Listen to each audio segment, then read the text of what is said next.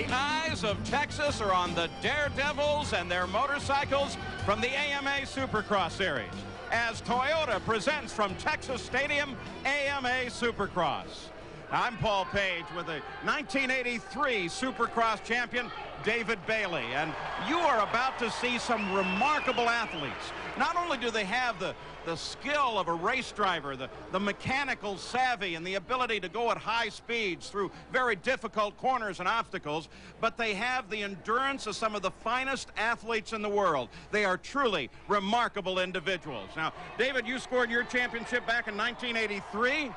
It sure has changed since then. There's been a lot of changes. The sport has really come into its own. The timing is perfect. It came over here from Europe in the 60s. We Americanized it, call it Supercross. And 5 years ago, if you'd have looked in the pits, you'd have seen one semi. Today, you'll see 10. The technical aspect of the sport has gone up. The athleticism has gone up. And really, truly, motocross was the first extreme sport. 450 trucks drug tons of dirt into the stadium. They set it up on the stadium floor. That's part of what gives this sport its magnificent flavor. And the use of the great arenas has now created a situation where 50 to 60,000 people attend each and every Supercross event. This is the 15th of 16 rounds in Supercross. Tonight, we may determine the champion. Let's go back and look at how this season laid out. It was a member of the French Connection, Sebastian Tortelli, opening the season in surprising fashion. Yamaha's Doug Henry led the first race for all but 2 laps and still challenged when he hit the Coliseum clay. For Tortelli, who came out of nowhere, it was his very first Supercross victory. Off the plains of South Georgia came a savior for Team Honda. Ezra Lusk, a rising star, ended a 16-race drought for the winningest factory in the sport. Back-to-back checkers made him an early contender in the series. He wants it bad. He's hanging on. Ezra Lusk is putting his heart into it. White Brown, number 100, as Jeremy McGrath has Ezra Lusk right on his back cover. And Ezra Lusk collides with Jeremy McGrath. The bump and run. That's what you got to expect on this track. Ezra Lusk has taken the lead from Jeremy McGrath. Here comes Jeremy right back in the timing section. Jeremy McGrath, Ezra Lusk. Ezra Lusk is out in front, closes out. Will McGrath put it to him? Yeah, he did. Yes, sir. Turnabout's fair play, but Ezra slips it and now has a pretty good clear shot. The checkers for Ezra Lusk. Ezra Lusk winning his 4th career victory. His first ever back-to-back Supercross victory. But storm clouds followed. Lady Luck played a big role in San Diego. A tough block cover wrapped Lusk wheels like a tire warmer in the early rounds. Later, his own mistakes led to a boxer's fracture in his left hand. It would take great courage and desire to forge on without a steady grip. But after a third in Minneapolis, controversy in St. Louis, McGrath provided the hole he was waiting for, and Ezra put him down for a second-place finish. Next, Lusk won at Pontiac. Then, riding through the pain of a separated shoulder, his second place put him back in the points race. The jazz band on Bourbon Street wailed as a native son returned to the Cajun state. For Kevin Windham in his first full 250 season, the youthful exuberance that caused this blown wheelie in Atlanta rose again, only this time as a first-place finish in front of a home state crowd. His Superdome victory inspired a move to second place in the point standings, and with it, the labeled title contender. From the glitter of Hollywood stepped Showtime Jeremy McGrath. Supercross's living legend set the pace for the season early on, grabbing the points lead in the year's second race. 6 wins later, and with a 59-point advantage over his peers, McGrath appeared well on his way to a 5th Supercross title. Jeremy McGrath. Once he's gained the points lead, McGrath has never lost it. But a faceplant while leading in Pontiac led to his very first unfinished race. Stunned, with a cracked visor, McGrath searches for hope, not realizing he was standing high in the berm. Larry Ward inadvertently puts him down again. Then, the frustrating reality. The race is over.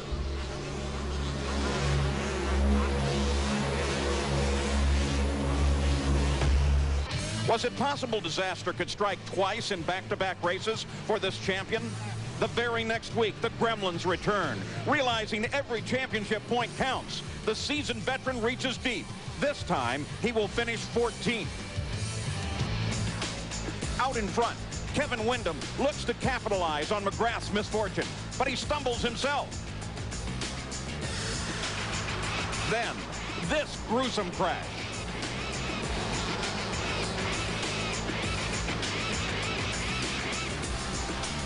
Lucky just to walk away, Kevin felt his championship hopes slipping away. Yamaha teammate John Dowd was right there to inherit the lead, with Lust braving his shoulder injury and pressuring for a spot on the podium. Lust's second-place finish elevated him past Windham in the championship run, while Dowd became the season's 6th different rider to capture the checkers. Coming into Texas Stadium with a 29-point lead, McGrath needs a 9th-place finish or better to eliminate Windham. If Lust wins today, all bets are off. McGrath would need a 2nd-place finish to win his 5th Supercross title in 6 years. When we come back, we'll meet some of the key players in AMA Supercross.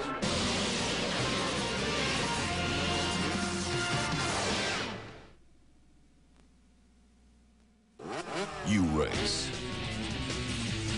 You got tools. You race. You've got a lot of tools. You race. You've got to have a place to put those tools.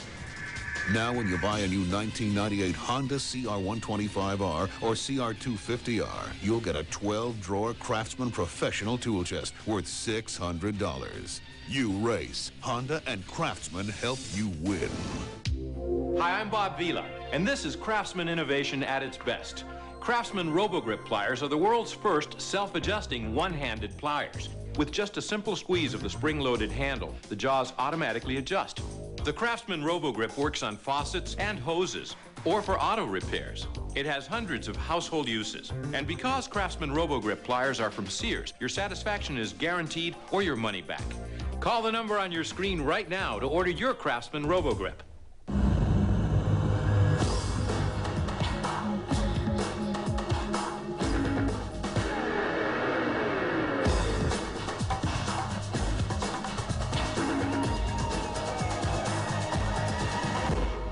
The tallest mountain in North America is 20,320 feet.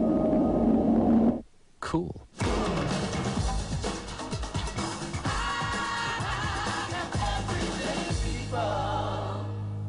This simple-looking device is the key to unlock your body's hidden potential. Introducing the Bowflex Power Pro. Bowflex uses patented power rod resistance to give you an incredibly smooth, natural feel for over 60 different health club quality exercises.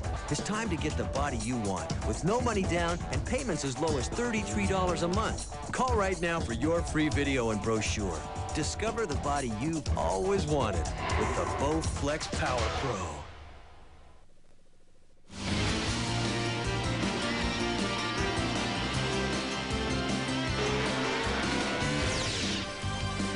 AMA Supercross is brought to you by Honda Motorcycles, the leader in on and off-road fun. Honda, come ride with us. And by Suzuki Motorcycles and ATVs. Now during Suzuki Fest 98, get $500 worth of accessories for free. And choose from great deals like 0 down or low APR financing on selected models. At Texas Stadium, we're ready for 250 heat number 1, the battle for the championship, ready to begin. Now remember, it's the main where they pay the money and where the points count. How do you get into the main? You qualify. You could come out of one of these heats. They take the top 4 from the 2 heats. If you don't make it there, then you move to the semi. That's going to take 5 from each of the 2 semis. You still didn't make it. There's a last chance qualifier. They will take 2. You're qualified for the main and ready to go. So these are absolutely critical, David Bailey. Yes, and there you get a look at Ezra Lusk. You can see the tension, riding with a separated shoulder that just has not had time to heal. He's lined up just next to Mikel Pichon, who's on the far inside gate.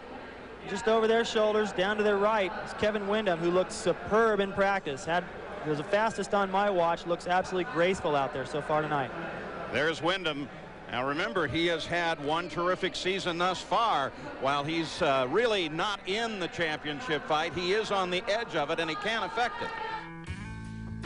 Like the vast majority in racing, it all began for Kevin Windham as a family affair. His brother, sister, mom, and dad got involved with racing just for the fun of it. Kevin took it further. Holding more amateur championships than anyone, Kevin made his pro debut just after his 16th birthday. Mount Morris was the first race that I ever did as a professional, and man, I just jumped out there and got the whole shot, and man, I didn't know what to think. You know, I really got to let the pressure get to me at like the last 2 laps. I think Doug Henry passed me, and you know, but even that, I was just, man, I was on cloud 9, and that whole race, I think I ran on adrenaline, and it was an amazing race for me, and it's one I always look back to, and I think that's where I got my start, you know, with a factory ride, signing on with Team Yamaha after that race, and it's one that did a lot of good for me and will always be with me. Kevin justified Yamaha's belief in him. He dominated the sports support class, winning 6 125 West races on the way to the championship. The following year, he won all but 2 events for back-to-back titles. It was here that his speed, timing, and conditioning all came together. Man, the titles on the 125 class were definitely the building block for where I'm at now, and you know, everybody always talks about how educational the class is, and you know, I agree 100%. You know, stepping up to the 250 class has been tough, and racing with the big boys, and you know, I owe a lot to where I'm at right now, the 125 class, which pretty much every top 250 rider right now does. So man, it's a great class, and definitely it was an exciting 2 years going through there. Last year, Kevin showed the added maturity and attitude he needed to progress. And in Charlotte, he became the first full-time 125 rider to win a 250 main. His post-race show with teammate Lusk rivaled the knack-knacks of McGrath. 2 wins, 7 podiums in '98 have elevated him quickly to championship caliber. This season, the first full 250 season for me, has been you know, a real positive year for me. The first part of the year I was consistent, just, you know, not really where I wanted to be. I was back in 5th, 6th, 7th, and even had some 9ths, which isn't too bad. I've been, you know, in the single digits every race this year, but here in the last 5 or 6, it's really come around. I've been same consistency, just knocked the positions down a little bit. You know, 1st, 2nd, and 3rd. I've been on the podium, I think, the last 6 races, and I'm just rolling on adrenaline and you know, having a lot of fun right now. It's definitely been a good season for me. Jeremy McGrath, of course, he is lined up for the 2nd of these 2 heats, but he is keenly interested in what is happening here as we take a look across the starting gate. What surprised me, Paul, about Kevin so far today, and even in yesterday's practice, was he looked very relaxed. After last week's horrifying crash while leading in Charlotte, he was obviously a little bit sore, but it didn't seem to affect him at all. He's attacking the sections, trying to jump things. He actually has jumped a few things that no one else has done, so he looks like he's very confident and relaxed. See that blue number 19 Yamaha, Doug Henry? That's the 4-stroker. That could make a difference in something as long as the run up to the first corner here is. 32nd board is up.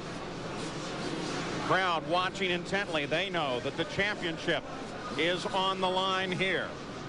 Every move you make throughout this evening could make a difference in that championship. And one thing you can't afford is a mistake.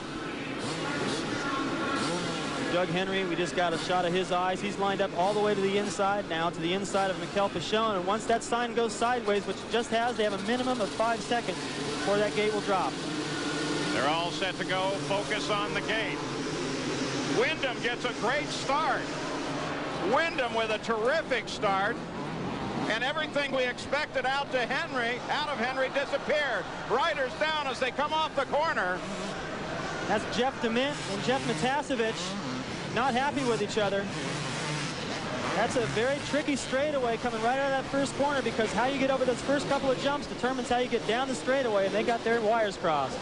So Windham leads it. Lusk in 2nd now as he tries to close on Windham. From that shot, you can see that Windham has already pulled out a couple of second lead over Lusk, as he has over Ryan Hughes in 3rd. Windham takes to the air, completes the first of his 8 laps. The beautiful part right now, Paul, for Wyndham is that he's got enough lead that he can go to the outside, take the lines he wants, which are the faster lines. He's able to go wide before this whoop section and maintain that momentum. If he had somebody right on his tail, he'd have to protect the inside. Nice, clear circuit. As we look back now, looking for third place. See a difference there from the leaders. Lusk and Wyndham get through their whoops across the tops. Ryan Hughes sticking that front wheel down in there a little bit, really slowed up his momentum. Hughes, Roy, Pouchon. That's a three-way battle back there for third. While Wyndham and Lusk have disappeared from the front of the field. They're coming out of the whoops while that battle for third goes into it. And Doug Henry just jumped that triple into the right-hander. It's about 65 feet across that triple. And he's got about 5 feet to stop for the turn. He's doing it on that four-stroke, so they've got that bike working well. Hughes on that number 10, green Kawasaki, the Yamaha right behind. Ryan Hughes has had some good runs here. I talked to him after the practice. He looked relaxed, said, yeah, I've been up front here before, and I'm due for a good finish. Kevin Wyndham has gone down. Wyndham down. He had about 3 more whoops to go there, Paul. Lost his rhythm. He's fallen well back in the field now. That gives the lead over to Ezra Lusk. But the leader goes down, and this could be costly.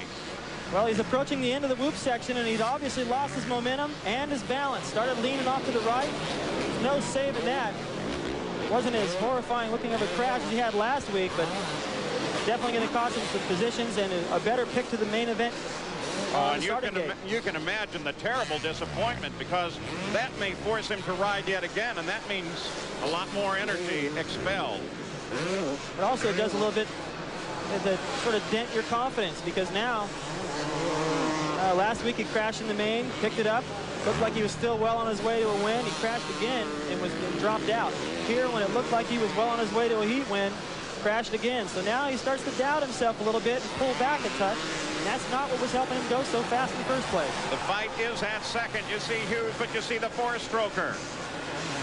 Doug Henry continues to work on him. 5 laps to go. We'll be back to see the finish of this great run right after this, as take a look at the four-stroker goes around and Doug Henry moves into second place. We'll be right back.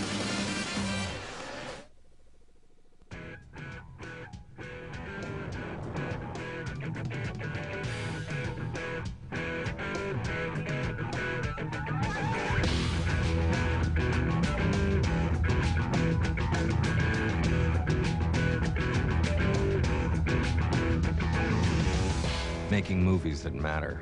Natural-born filmmakers, May on Sundance Channel.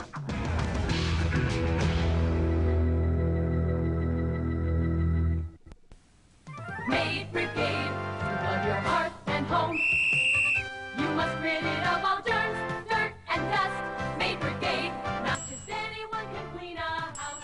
You want a company you can trust. Call Maid Brigade, they'll see the mission through. 'Cause you have other things to do. Maid Brigade, now you got it made. Maid Brigade. What you working on, that boy? Hey, Tony Clark. Just writing a critique for the midweek matchup. This week it's who's the better player, Jose Cruz Jr. versus you. You know, I almost forgot. I brought you this limited edition Chekhov figurine. Oh, wow. Hey, that boy. Look what I found at the truck convention. Oh, thanks, Jose. Hold on, that boy. I want you to meet a friend of mine. Just happened to be in the neighborhood. Hey, Net Boy. Wanna hang?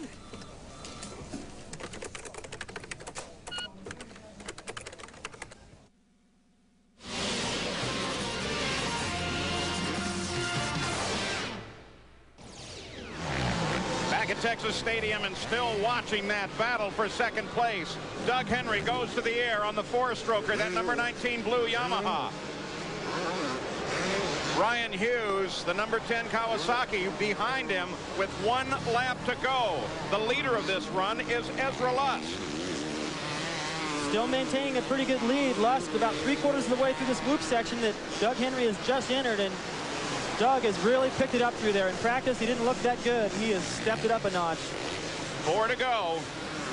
May have said 1, 4 to go. Continuing to watch that four-stroke with its deep, throaty power. Got a terrible start. You really expected him to get into the hole shot first. He didn't do it, got bottled up in traffic, and has had to work his way back through the field. Now in second place, chasing Ezra Lusk. He's jumping sections out there. Back in the front, there's Lusk. He's taking rhythms that are, in some cases, a little bit faster than Lusk. Chipping away, but Lusk is going just fast enough to maintain this lead. He's keeping tabs. He'll glance over his shoulder to see in the signal area that what his lead is. He won't push it any harder than necessary. And it is so important for him to come out of this heat qualified into the main, because he is riding with a bit of a shoulder separation, so he needs all the rest he can. We look back to second place. Whoa!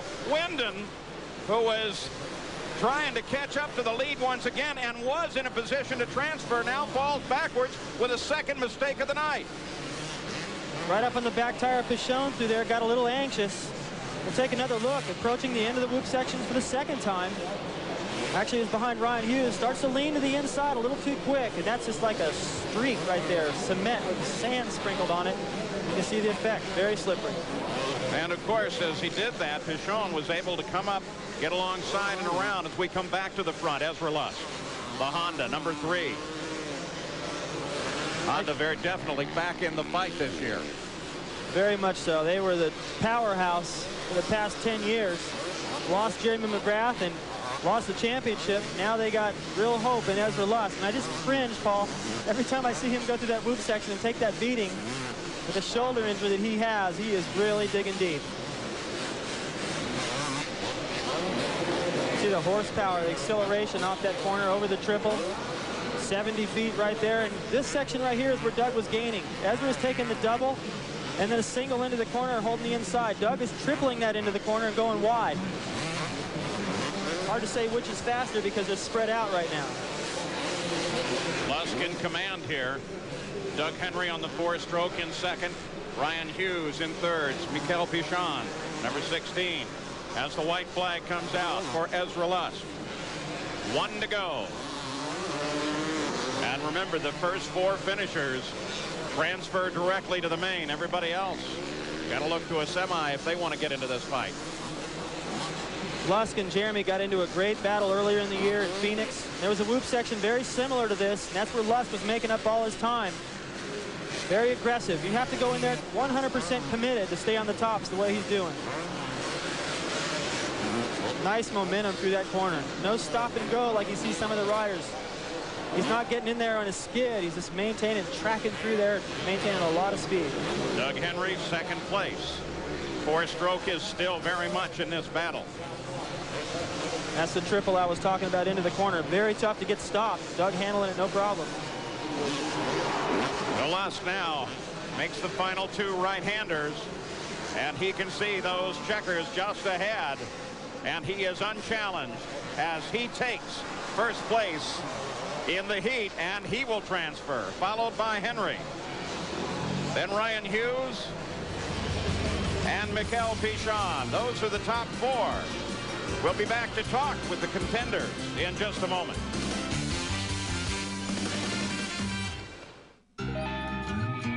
Take everything you ever knew about cruiser motorcycles, everything you ever learned from your older brother, your friends, biker movies,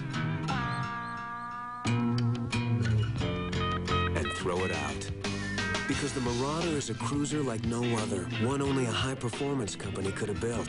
The Suzuki Marauder. It's time to move on. Now until May 31st, move on to your Suzuki dealer and get $500 in free accessories and great financing on a Marauder. For over 30 years, Cycle News has been the weekly newspaper for motorcycle race fans. Results are official, point standings are current, and race coverage is timely and complete. Oh, it was a great race, you know. I mean, it was an interesting race. And to win the last race and see. It's something I dreamed of when I was a little kid, is to be a Supercross star. And Riding impressions, new products, events calendar, classified ads, and more. Cycle News, America's weekly motorcycle newspaper. Call 1-800-325-2925 or visit CycleNews.com on the World Wide Web.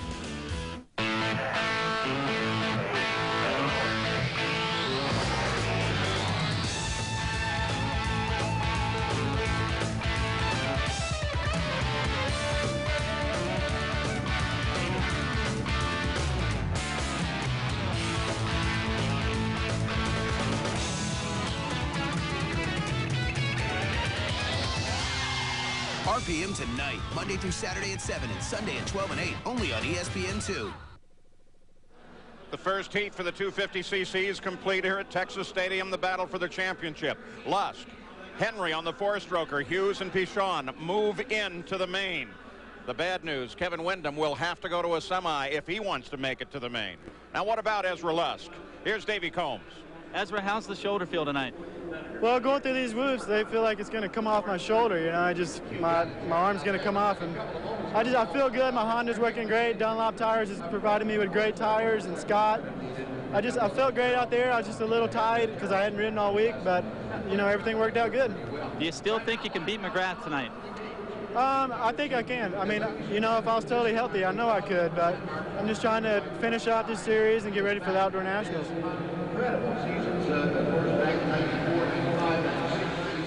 And there's Jeremy McGrath as he waits for the sign to come up to tell them 30 seconds to go, and this night can mean so much to him.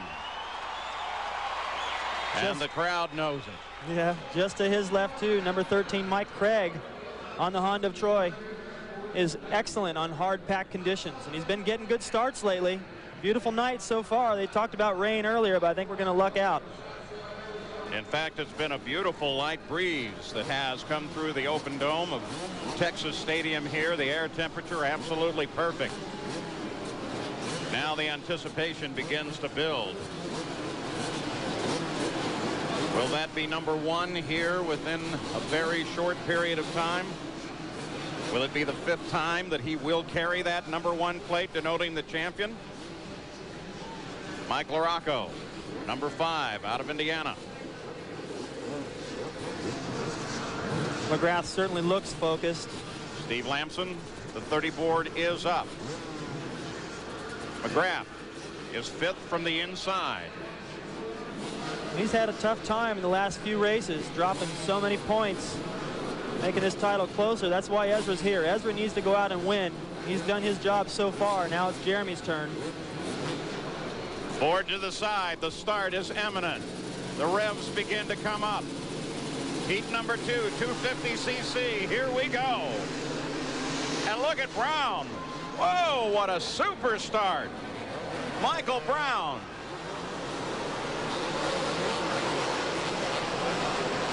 Brown with a hole shot and pulls away. McGrath falls into 2nd place. Steve Lamson in 3rd. But Brown's lead already begins to diminish. Here comes Jeremy. This is where Jeremy shines. He's so good at attacking early in the race. He'll put the pressure on Brown right away. Let him know who's there. Make him nervous. Force him to start riding his race. 8 laps in this heat. It's Brown, McGrath, then Lamson, and then Michael Craig. Those would be the 4 to transfer as it stands at this moment. Right behind Michael Craig is Jeremy's teammate. Here comes that charge. Look at him, and McGrath almost easily forges into the lead around Brown. Beautiful decision right there to go up the inside. Even if he hadn't have made that much of a surge, just pulling up alongside would have given him the lead in that corner. And now Brown will come under challenge from Michael Craig. But let me tell you, even though he got past pretty easily, he's not necessarily pulling away. So we move back to the battle for 2nd place. And there it is, Michael Brown, and then Michael Craig, then Steve Lamson. And Lamson is coming under attack from Jimmy Button. So the 2 teammates battle it out. Brown staying close to Jeremy. Sometimes you're able to relax a little bit more when you can get the winningest rider off your back. Chase him, put the pressure on him, relax a little bit and learn something, maybe before you get into the main event. The end of that whoop section has just been atrocious all night. The riders get about 3/4 of the way through there with good momentum. Those last 6 or 7 bumps really throwing them out of timing. Continuing to focus that battle between the 2 Hondas. Michael Brown on 100 and Michael Craig on 13. There you see the different ideas they have through there. Craig deciding to jump in about 3 bumps, take one of them out of the picture. They are losing time to McGrath right now. McGrath devastating in the early laps of the race. Just disappears. They start racing for second. And this is the fight at the moment. Lamson is just back behind this fight. And that, of course, accounts for the 4 that would transfer. And for the moment, Lamson is not under challenge. Look at this. Look at that. Craig so very easily into the whoops. So it's hard to tell right now if it's the line, the Look at him pull aggressiveness. away, Dave. Yeah, Brown is having a tough time through that whoop section, losing 2 spots. And it doesn't surprise me to see him get passed by McGrath, but when he passed by his teammate right there, he's going to need to go back, tweak the suspension a little bit, or else just approach that section with a little more aggression. So Mike Craig moves into second place behind this man, Jeremy McGrath, the leader of the run with 5 laps to go. We'll be back for the finish. Are you tired of playing Twister? Then you need the Handy Bundler, the original endless strapping dispenser. Secures anything as easy as 1, 2, 3. Look, ordinary tie wraps just aren't long enough, but the Handy Bundler's cord extends to any size around the shop, at home, in the office, and on the job. You get the Handy Bundler, over 50 feet of durable nylon strapping, and 100 locking clips, all for $19.95. Call 1-800-835-6996. It's what most men can only dream about. Powerful engines, rumbling exhausts, miles of chrome, and over 175 channels. Right now during Honda Dream Days, buy a Shadow or Magna. Get a satellite dish and 6 months of DirecTV. Or choose 7.9 APR with no down payment. So why dream when you can ride? Honda Dream Days ends May 31st. You'll even get a commemorative pin for showing up.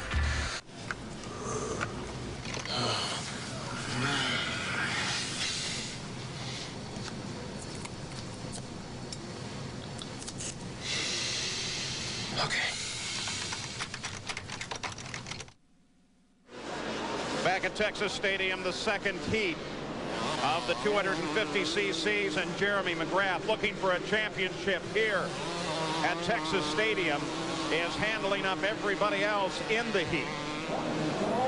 He's got the entire whoop section of a lead over Mike Craig, who's just gone down. Look at this fight. LaRocco comes around Brown. There's Larry Ward on number 4 right behind him. Boy, everybody wants to get into this fight. It's unbelievable. Through all that, actually uncharacteristic patient Jimmy Button has inherited second place. Jeremy's teammate. So the Chaparral Yamaha is sitting 1-2 right now.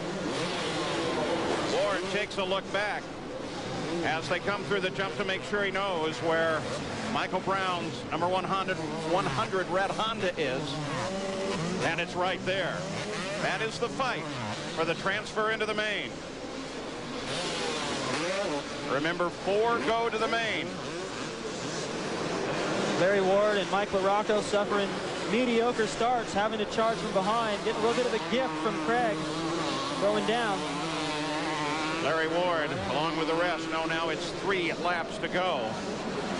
And you can save yourself so much trouble by simply getting in the top 4 and not having to go to a semi or worse yet, the last chance to make it into the final, into the main here, which we're guessing will determine the 1998 champion. Paul, this might be the biggest lead I've ever seen in a heat race. McGrath is on the other side of the stadium from his teammate Button holding down second. He's just gone. If he gets a decent start in the main event, I think this will be over because he doesn't make mistakes. McGrath, Craig there on 13.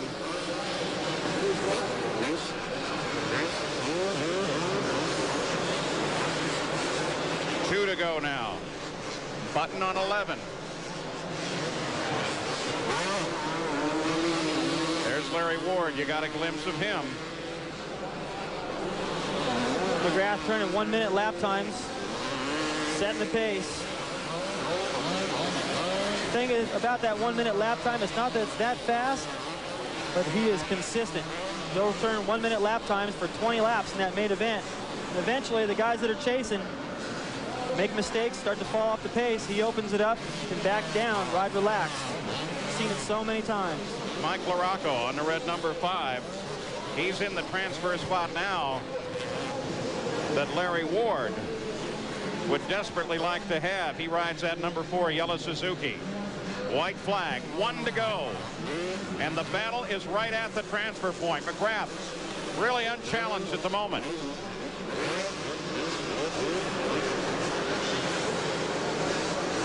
As that fight comes up to see the white flag. Button knows what LaRocco is capable of. He knows he's got to take this last lap very seriously, and this section coming up right here could be the difference. Boy, they're all right together there. Jimmy Button, number 11. Then Ward and LaRocco. The fight continues on. Whoa! LaRocco comes inside. That works for him, but look at him come right back. Ward now puts the challenge on Button.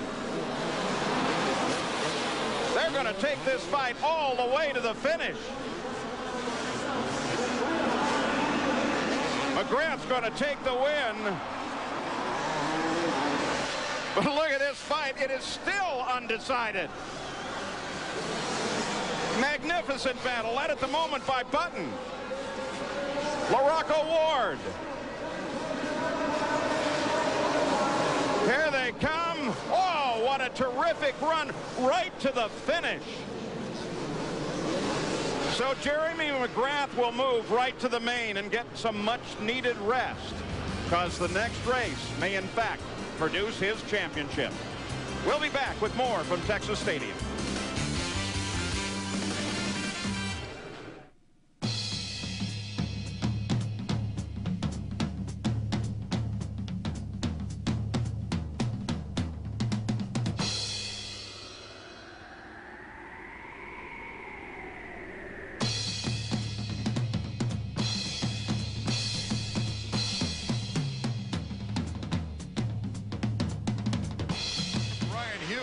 Is headed toward his finest finish of the year.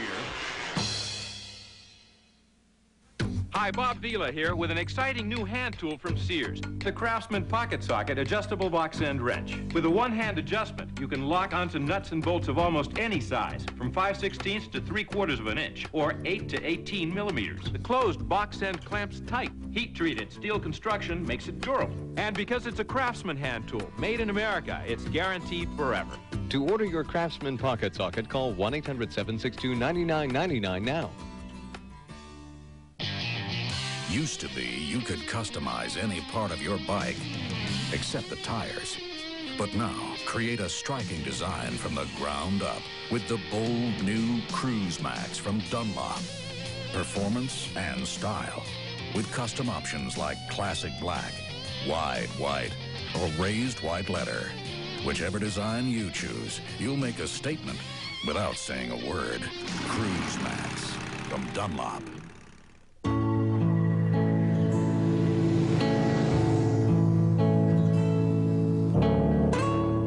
Never before has there been a cruiser as comfortable as the Suzuki Intruder 1500 LC. A bike so smooth, so impressive, you'll want the end of the ride to be just the beginning.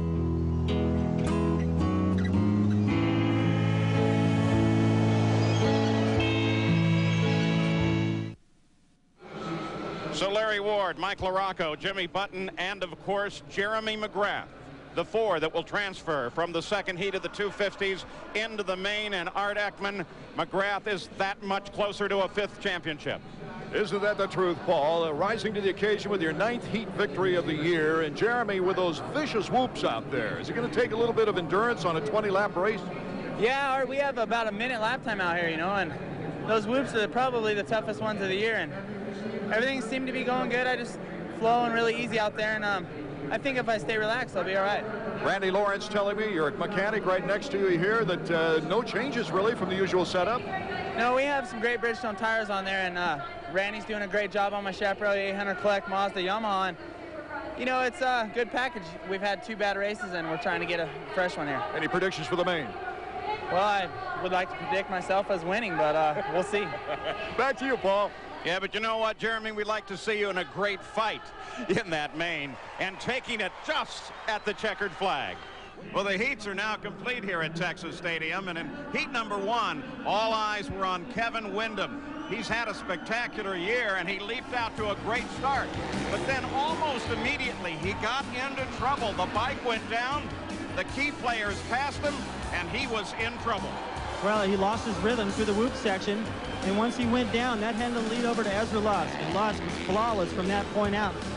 Didn't make any mistakes, and he served a notice to Jeremy McGrath that if he wants to win this championship, he's got to come through him. And Doug Henry really emerged and showed that he's got the speed to challenge on that 4-stroke.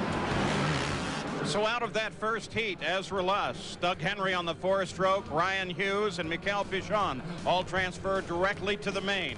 Heat number 2 would contribute 4 more into the 20 riders that would face one another in the main.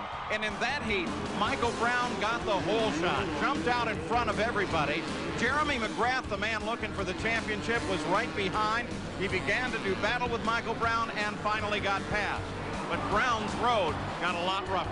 Well, he made a mistake in the whoop section going down. That handed the lead, second place rather, over to his teammate, Mike Craig, who also made a mistake in the whoop section, and then a battle ensued between Button, Ward, and LaRocco that went all the way to the checkered flag, with Button getting the edge. So out of heat 2, McGrath, Button, LaRocco, and Larry Ward all transferred directly into the main. But what of Jeremy McGrath, this icon in the sport of Supercross? Here's Art Ekman. The former BMX rider started his legendary climb into Supercross history with a 125 title in 1991. He was impressing everyone. In 1992, Jeremy skated through the support class a second time, repeating as his champion and becoming the winningest rider in 125 history. But it was the 125's veteran observers said, you can't come into Supercross as a rookie and post those numbers. McGrath didn't listen. After a record 10 wins, forget Rookie of the Year, he was champion.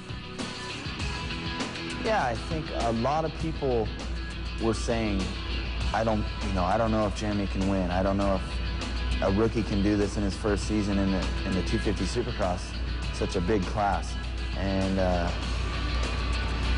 I just kind of kept to myself. I just was attacking the track every weekend and not worrying about the competition, which was, there was guys in there that I idolized, you know? I mean, the guys that were, when I was riding 125s, they were winning 250s. And so it was quite a different feeling. But once I won a few times in a row, I kind of just knew I could win all the time. So took it from there.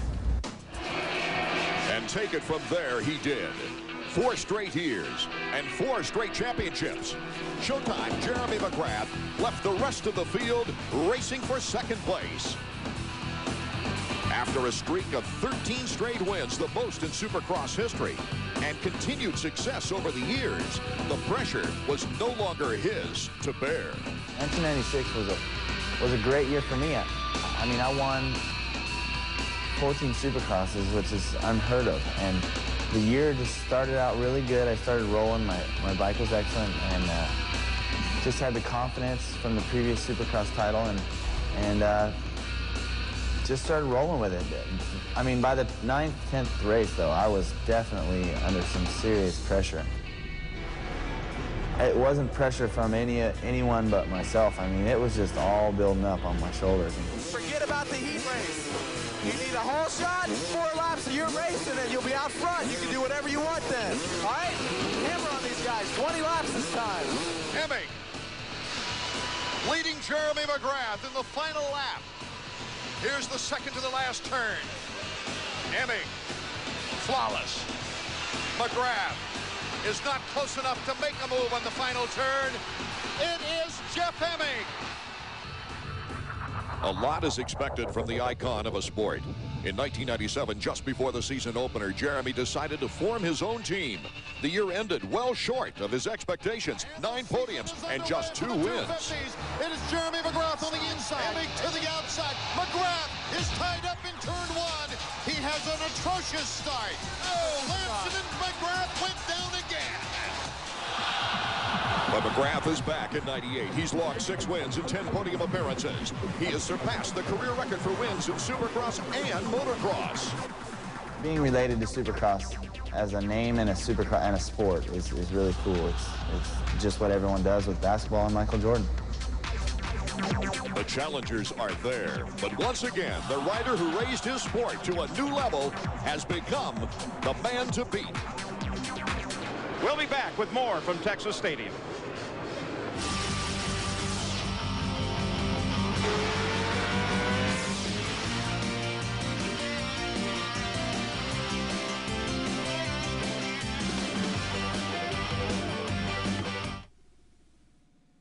The weather is right to take off on a Honda motorcycle, ATV, or scooter, and the place to go is Loudon Motorsports and Power Equipment, Loudon County's only motorcycle dealership. Come on in and check out our wide selection of Honda dirt bikes, sport bikes, and cruisers, as well as Honda all-terrain vehicles and scooters. Loudon Motorsports also features a wide selection of motorcycle accessories. Bring any challenge to our Honda certified technicians and they'll conquer it.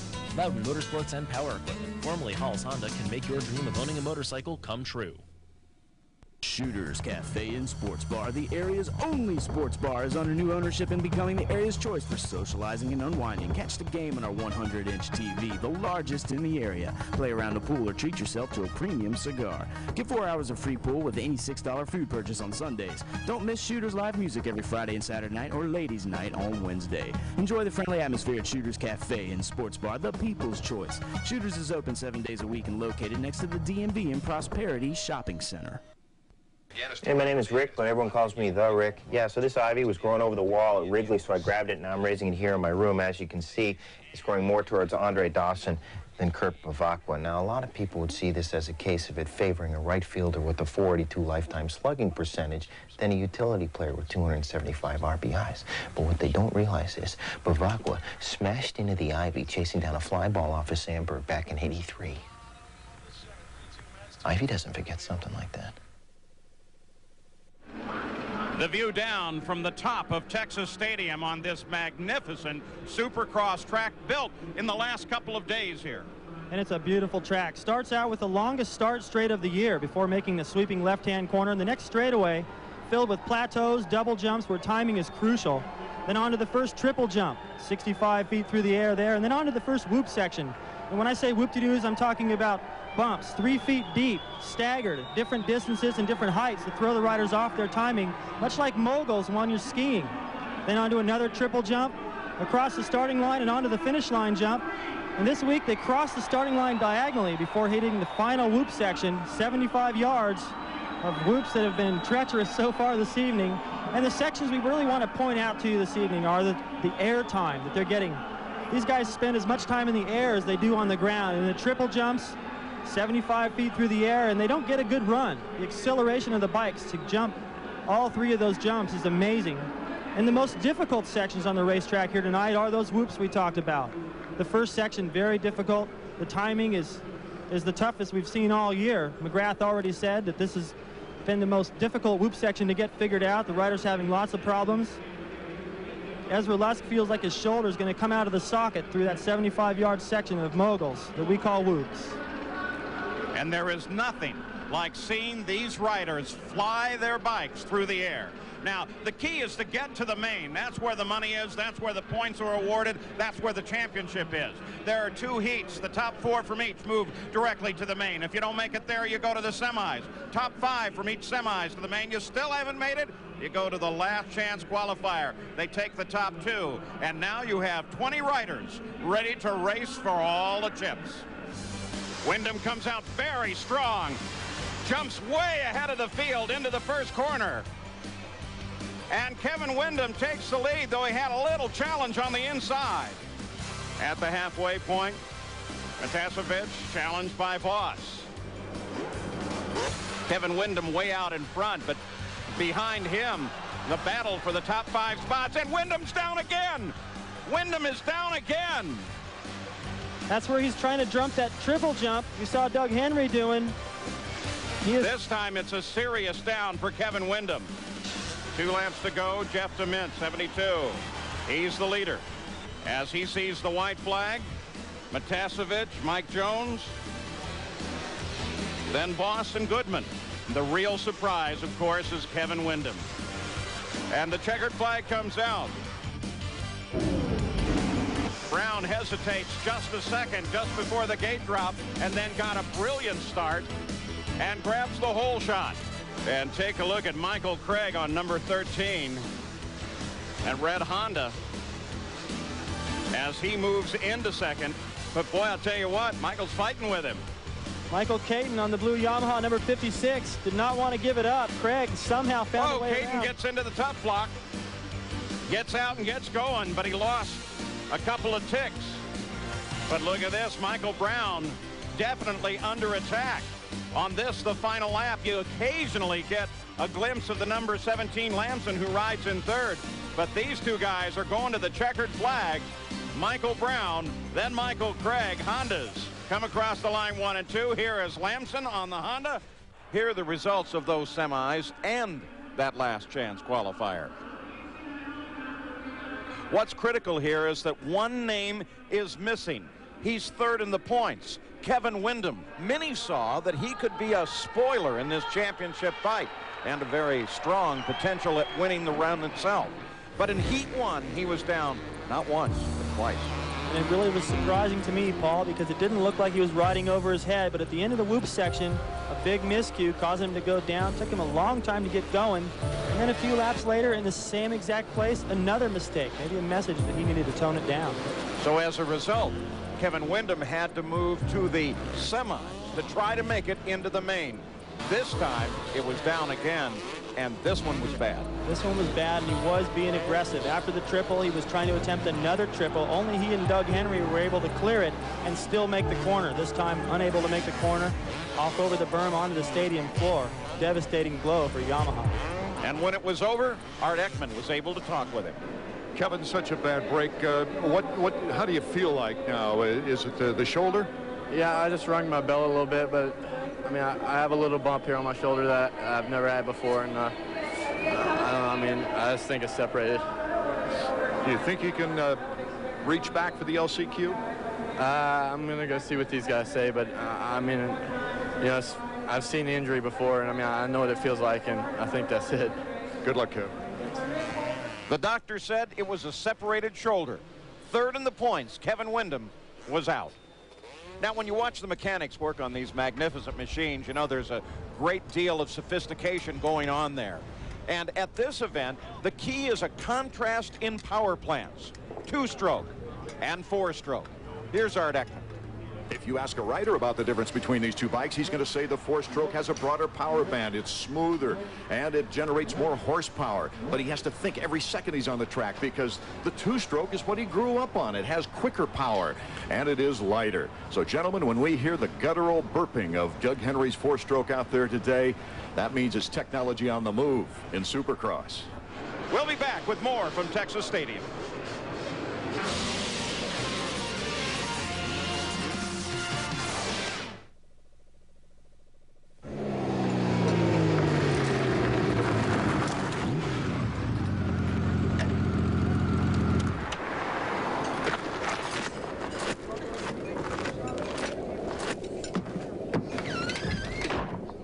Listen up. Honda dealers are offering 7.9% financing and no down payment on all new Valkyries.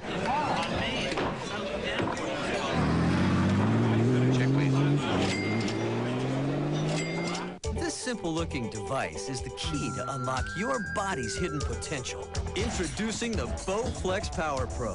Bowflex uses patented power rod resistance to give you an incredibly smooth, natural feel for over 60 different health club quality exercises. It's time to get the body you want with no money down and payments as low as $33 a month. Call right now for your free video and brochure.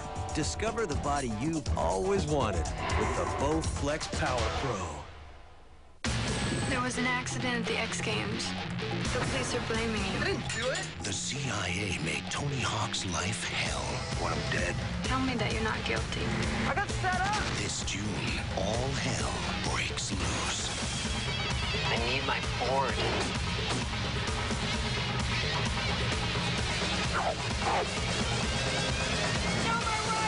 The X Games, coming June 20th. Have Everybody's guilty of something. At Texas Stadium, we watched John Dowd, number 9, the blue Yamaha, and he's a man that hopes to come away from this evening with the championship, but he's got some competition. Well, his toughest competition is this man right here, number 934 from France, David Villemin, who is brilliant on this type of racetrack. Yeah, I think I don't have too much pressure because I'm here just to race and to have fun here, because I like to race Supercross here. But my goal was not to be champion here, but you know, the GP was cancelled and everything is going good for me, and I can win the title now. And it's sure it will be very good for me, for my value and everything, to win this title. But I don't have pressure. I'm just here to ride well and to try to do my best. He's the first rider to finish his warm-up lap. That's typical of David. He goes out and he treats that warm-up lap as though it were time trials, doing heel clickers off the triples. He's already up to speed, getting that heartbeat ready. That's his tactic. John Dowd takes a little longer to look at the racetrack, and there you see the helmet camera that will be worn on the head of Stefan Roncada, another Frenchman. So the French come over here to attack the United States, and John Dowd is going to have to defend the honor of USA from the likes of Villemin and, of course, Roncada. And we hope to bring you some great shots from the helmet cam that Roncada is wearing. John Dowd, what's going through his mind at this point? Everything. It's very difficult to focus. At this level, to win a championship, everyone wants a piece of you all week long. The anticipation, it builds and builds until it's very difficult to focus. It's hard to find time by yourself, but something that's got to help him was his win last weekend in Charlotte on the 250.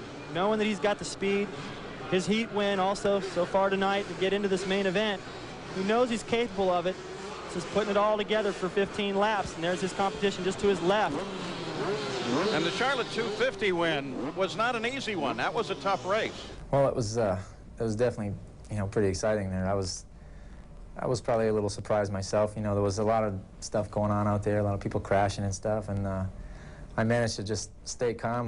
There was a few guys kind of going maybe a little faster than me, but I managed to stay going my own speed and just kind of putting more emphasis on just being smooth and, you know, kind of staying on my bike, which I guess was pretty important, you know, after seeing everything that happened out there. So it was really great for me to do that. You know, it felt really good, and I'm hoping I can use you know, use some of that momentum this week. I think it's going to be a tough race out here this week, and you know, it's for me and Villemin, it's just going to be a do or die thing. You know, he wins the race, he's going to win the championship. So no room for error out there. It's just going to be a, you know, go for broke kind of thing, I guess.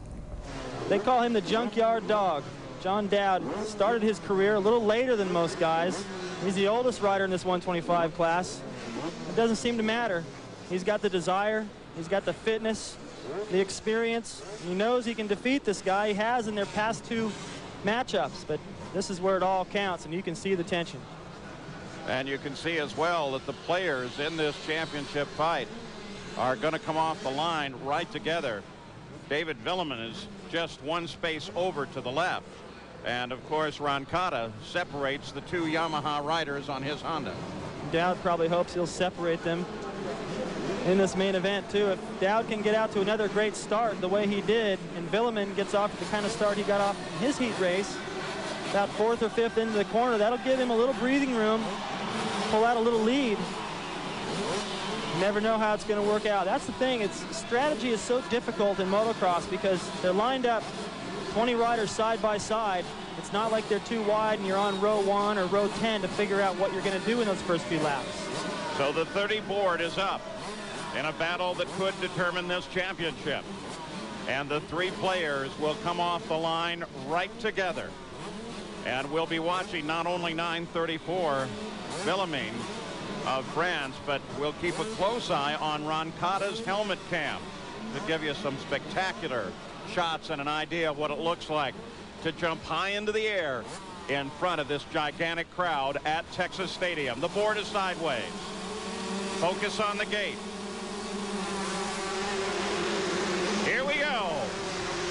Whoa, from Roncada's view. They head into the first turn. Nice start for Dodd. And he's able to forge into the lead after the first corner, but it was a tight fight on that hole shot. It's a little scary as Dowd went wide. Perolio came across the inside, number 41 on the Suzuki. Almost took the line away, but Dowd had a better rhythm through there. This is exactly what he needed. Villeman right now sits in 6th or 7th, and Roncada's right there as a buffer. So John has got a great opportunity right now, Paul. John Dowd on the number 9 blue Yamaha leads it. That's Roncada on the Honda right behind him. He carries the helmet cam, and he's carrying that camera right into the center of this fight. The pressure right now is on Villeman to move up, and he already has a couple of spots, but believe me, there's plenty of pressure. I've been there. I've been in John Dowd's shoes, and that is nervous time. Hard to ride relaxed. Villeman just moved into 4th place in this 15-lap final. Bike's still up here at the front of the field. That's too close for comfort, because John will try to stay focused ahead. Roncada's pushing him. That's a good thing. But when he looks back and sees 934, he's gone down. Villeman's down. As they were heading into the hairpin, Villeman drops the bike, falls well behind, and with that fall, also failing are his championship hopes. He was trying to make a pass on Perolio. They got collected going into the corner. A huge break for John Dowd. Take another look, heading into that corner. They got too close together. Jumping over that final double jump, entering the corner. Villeman thought he had enough room. Good news is that Villeman was able to roll out of it, get back to the bike. Back at John Dowd now, the number 9 blue Yamaha. As already he begins to encounter traffic. 13th place right now for Villeman. Long way to go. Not impossible, but well, you think that John Dowd has got this thing just about in the bag. Dowd, Roncada, Nathan Ramsey. 1st, 2nd, and 3rd. This is the same straightaway where he got collected entering the corner right here. That double jump where Villeman just jumped in. He was trying to go up the inside. Not quite enough room. He'll be thinking about that the rest of the year, going, boy, if I just would have waited one more corner to make that pass. Whoa, and Villeman gets in trouble again as he heads into the whoops. Fortunately, he only drops back 1 place, but it still keeps him in a fight and keeps him a long way from the points that he needs. John Dowd leads it. Roncada's in 2nd. We'll be back.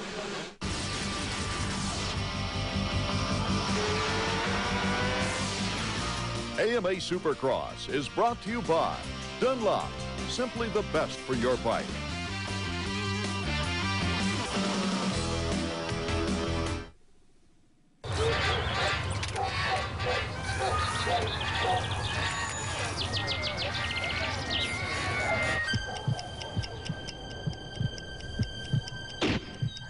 Suzuki has completely restyled the Katana 600 and 750, from their dual halogen headlights to their 4-in-1 stainless steel exhausts. Same time tomorrow? Yeah. So now they're just as impressive on the outside as they've always been on the inside. The more the world changes, the more you have to learn just to keep up. That's why I'm studying electronics engineering technology. ITT Tech has the classes I need for the associate's degree I want, and my class schedule makes it easier for me to keep working while I go to school. The world isn't standing still. Neither should you. Convenient class schedules, focused courses. Take control. With a degree from ITT Tech, call 1-800-942-0099 today. NASCAR on ESPN. We want a pitcher, not a belly itcher. We want a pitcher, not a belly itcher. Hey, Rusty, that really doesn't bother me anymore. NASCAR on ESPN. Come along for the ride. On his way to a championship, number 9, the blue Yamaha, John Dowd. He leads here in the 125cc main. He's being chased by Roncada, but that chase has fallen well back. The other key figure, David Villemin, well back in the field, trying to do everything he can to come forward, but time is very quickly running out. I don't see any way that Villemin can make up the ground he needs to make up. Even if he were to get into second place, that's still not good enough. He has to beat Dowd. Dowd is a half a track ahead, and a lot of riders between him right now. And the confidence that Dowd is riding with, because of his experience in the 250 class, is really showing here. He has definitely become a fighter. The last couple of races against Villemin, he has won it in a fight. Here, he has done what he needed to do. Get the whole shot and pull away. Dowd, then Roncada, then Tennessee's Nathan Ramsey. Go down trackside, Art Ekman. Brian Barry, you're going to tell John Dowd about what happened to Villemin? No, I'm going to keep it a secret right now. I just want him to get a good lead like he's doing. In case something happens to us, we need as much time to get back up and get back into the race. So I'm just going to let him get a lead. Thanks, Brian. John Dowd looking for a championship. That's a good point. If something were to happen to John Dowd, we've already seen Kevin Windham running out front looking like he was going to go on to a sure win and went down. If Dowd were to make a mistake, the farther up the track, the bigger lead he has over Villemin, the better the chances are he could pick it up and still maintain a little ledge over him. And there is Villemin on the blue 934 Yamaha in 12th place. He's come forward 3 spots. Still struggling, though, to come forward, and it is such a long way now, especially since John Dowd up at the front has totally unobstructed track ahead. Villemin in heavy traffic. He's not able to take the fastest line. Oh, that could have gotten him. You can see right there the effects, what it's like riding in the pack. You have to keep an eye on the guy in front of you and not just focus on the fastest line. You've got to search for what's left over. The guys aren't occupying in front of him, unable to make up time. And with that going on all around him, you've got to be careful, and you can't go fast being careful. And that's exactly the point. In the position he's in now, sometimes with riders that he's unfamiliar with, he's got to hesitate every second that he hesitates, trying to judge, can I make this move? He's falling further and further behind an unobstructed leader, John Dowd. We'll be back with more from Texas Stadium. Hey, cruiser, want new wheels this summer? How about hitting the streets in a free Jeep? Right now, 1-800-COLLECT is giving away 1 Jeep Wrangler every week for 4 weeks. Just complete a 1-800-COLLECT call and you're automatically entered for a chance to win. The more 1-800-COLLECT calls you make, the more chances you have to win cool wheels for the hot summer. So dial 1-800-COLLECT, the easy way to save, and you may drive away a winner. Now is the time to train for the career you've always wanted. Just ask Motorcycle Mechanics Institute graduate Al Luddington, now lead mechanic for Honda's championship-winning Smokin' Joe's Superbike team. MMI gave me the knowledge and training to take me to the top of my profession. It's a great place to start, and I recommend it to anybody looking to kick off a career in motorcycle mechanics or the personal watercraft industry. Change your life with one phone call, 1-800-994-3664. That's 1-800-994-3664. Call today. Hi, Bob Vila here with an exciting new hand tool from Sears, the Craftsman Pocket Socket Adjustable Box End Wrench. With a one-hand adjustment, you can lock onto nuts and bolts of almost any size, from 5/16 to 3/4 of an inch, or 8 to 18 millimeters. The closed box end clamps tight. Heat-treated steel construction makes it durable. And because it's a Craftsman hand tool, made in America, it's guaranteed forever. To order your Craftsman Pocket Socket, call 1-800-762-9999 now. You race. You got tools. You race. You've got a lot of tools. You race. You've got to have a place to put those tools. Now when you buy a new 1998 Honda CR125R or CR250R, you'll get a 12-drawer Craftsman professional tool chest worth $600. You race. Honda and Craftsman help you win.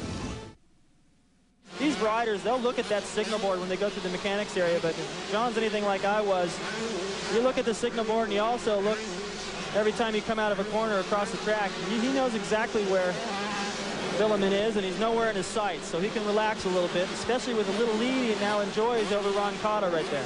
There is second place, the red Honda number 18, Roncada. Really get a good idea of what it looks like. Well, here it is, going around the track, heading up to the triple jump. 70 feet. It's unbelievable. The air time these guys get, and they land so soft. And you know, David, every time I see him go in the air like that, I'm convinced that disaster lurks behind every one of those mounds. Sometimes it does. Back to Willemien, trying to work his way again up through the field. Well, I'm sure he'd like to have a do-over. That one straightaway, making up so much time. And this goes to show, I really believe that Willemien, of the two, he endowed through this the practice sessions earlier and yesterday. Willemien was a little bit faster, looked more relaxed. John looked tight to me, and this goes to show the fastest rider doesn't always win. It's the guy that focuses on the right things, gets the best start, puts it all together, and gets the edge. Willemien is in 9th, still not good enough. This is the kind of thing that coming here at the end of a season haunts you for a very long time until your next chance to get out in AMA Supercross and show that that was a fluke. You can still do it. We're at the halfway point now. That's a good point, Paul, and he may never get that chance. You never know. He may be in position to do this again and have a little injury that will knock him out. This sport is beautiful to watch, but sometimes it can be very ugly. And David Bailey, is that the kind of thing that in your private times you think about, you know, if I get an injury, my career can go this way or that way? It's such a fragile thing, a career anyway. You never know. I mean, I've had a big points lead all year, and all my friends and the people on the team are going, oh, you got it. And during the practice, during the week, to maintain the routine that's got me to that points lead, I feel like, boy, man, I got to be careful out here practicing, or I might go down, injure myself, and lose everything. So it's always on your mind. Back at the front, the number 9 blue Yamaha. That's John Dowd. Ron Cotta on his Honda is in 2nd place. But Dowd is handling all the challenges. He can feel that championship. That is a huge smile in that helmet. Just waiting to get out. John has got to be so proud. Dowd, Ron Cotta, Nathan Ramsey, 1st, 2nd, and 3rd. The 125 CC Main at Texas Stadium. Great crowd here tonight. Close call right there for John as he jumped out of that first corner to start his way down that rhythm section. He jumped to the right, almost landed on one of those tough boxes. That's what his mechanic, Brian Berry, was talking about. Just one little mistake, and things could go south for him the way they did for Willemien, but good reflexes to keep it back on the racetrack. John Dowd, an old guy for this sport when you think about it, in his 30s, 32. Oldest to win a 250cc. I mean, that normally they're home already counting pension money. Average age, of course, 26. John Dowd looking for the championship. This is the best I've seen him ride all week. This is when it counts. I mean, he really, to me, in practice, he looked tense. He didn't put in that many fast laps, but you know what I saw him doing was practicing a lot of starts, and it paid off for him here. John Dowd on the way to a championship. We'll be back.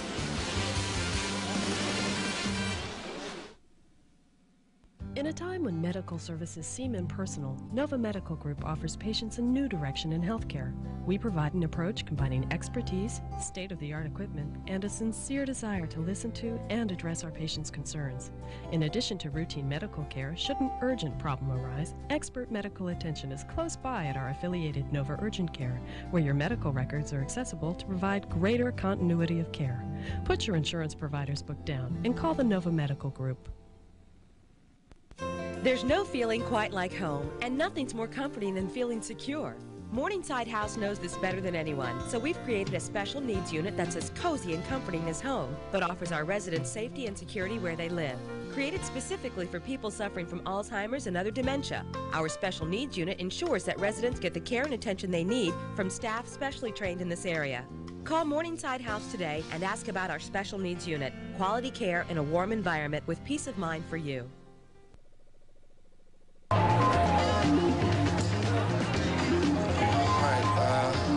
Okay, so Colby, let me just get this one last time. First I put in the relaxer, then I dry it, then I section it off, and then I put in this sticky wax stuff. Yeah, Peter, except I don't think you're gonna need any relaxer. No relaxer, cool, that makes it easier. No relaxer.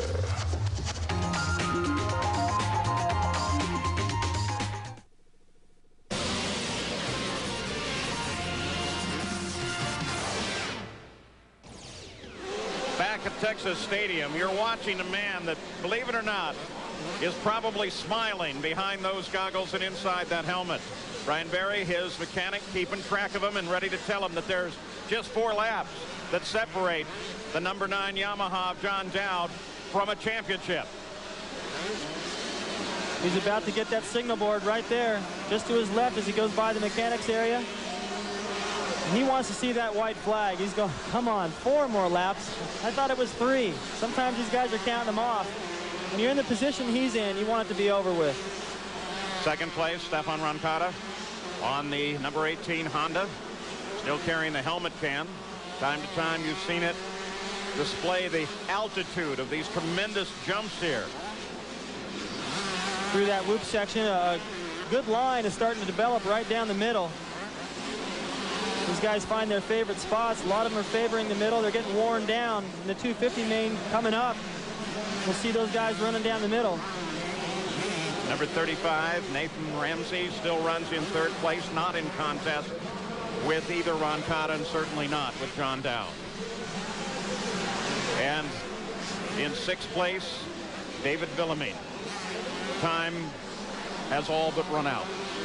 Yeah, I'm glad to see him out there still charging. I mean, you never know until the end. Something could happen to John. He's got to keep pushing, but well, his heart had to sink when he went down, knowing that was probably the title right there. One bad decision, it's over with. And to know that he's been riding so good all week, anticipating this, knows he's got the speed, the experience. He's already won some races, dominated them in fact.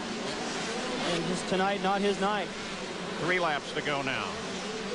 And David, you've got to give Villamine credit. I mean, he's out there, he's doing everything necessary to try and get back into this fight. But he's got to know at this point, the battle is all but lost. He knows the title's gone unless John Dowd were to break down. From this point, it's about the only thing he could really hope for. Something to happen to Dowd and take him out of the race completely. And it's hard to charge like that when you know it's over with. Something remarkable at the finish is certainly not unknown in Supercross, and that's the hope that Villamine has to cling to at this point. There you see him running the center down that whoop section. They're starting to get worn down a little bit right there, and once they get a little easier line through there, you see ruts going through that corner as well. Well, down that whoop section in the middle is really getting a lot easier.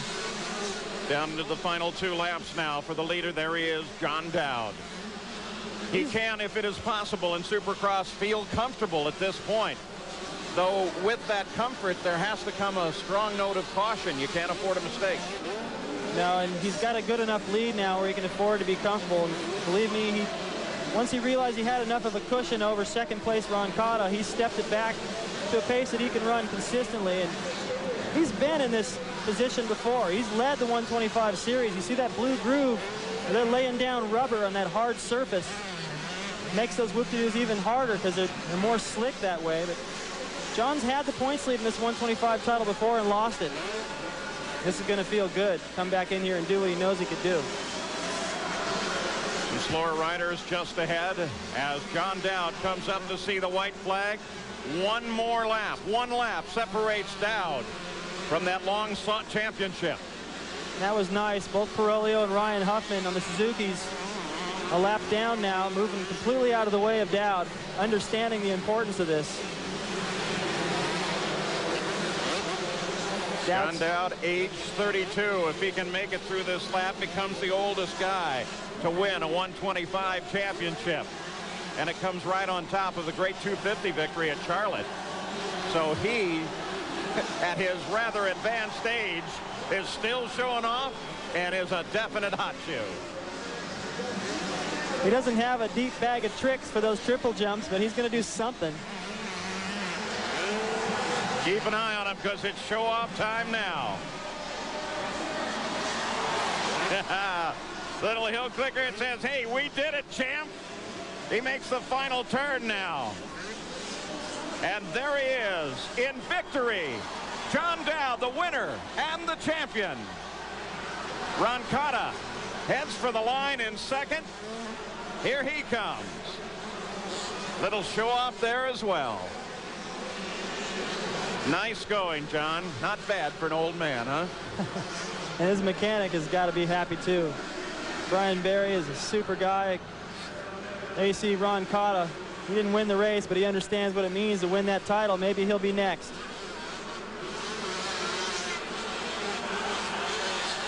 Well, you can hear the crowd is loving it. They've seen a great race and the end of a great championship battle. Looks like the wave. They're on their feet as he circulates the stadium around the perimeter. The crowd, they all jump to their feet as he makes the turnaround. Congratulations down in front of the starting gate. There's a look at Jeff Emig. Jeff Emig right there, yep, absolutely. In his street clothes as the 250 riders prepare for their main. Emig winning the championship last year here, winning the race, going on to win the title. He knows what it feels like. And John Dowd now savoring every second of being the new champion. Nice going, old man. We'll be back.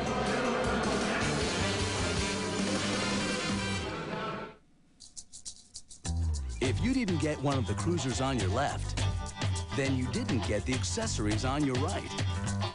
Lucky for you, you have more time to get one of the bikes on your left and the accessories on your right. Bikes, accessories. Suzuki Fest 98 has been extended. It's now Cruise Don't Lose days till May 31st. Hurry in and get your choice of $500 worth of accessories free and great deals like 0 down or low APR financing on selected models. So march right in, left. Are you tired of playing Twister? Then you need the Handy Bundler, the original endless strapping dispenser. Secures anything as easy as 1, 2, 3. Look, ordinary tie wraps just aren't long enough, but the Handy Bundler's cord extends to any size around the shop, at home, in the office, and on the job. You get the Handy Bundler, over 50 feet of durable nylon strapping, and 100 locking clips, all for $19.95. Call 1-800-835-6996.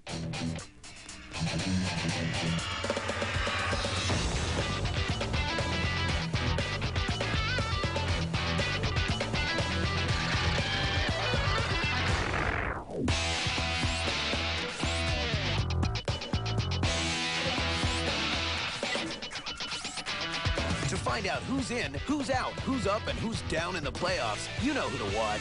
NHL Tonight, after the playoff game, only on ESPN2.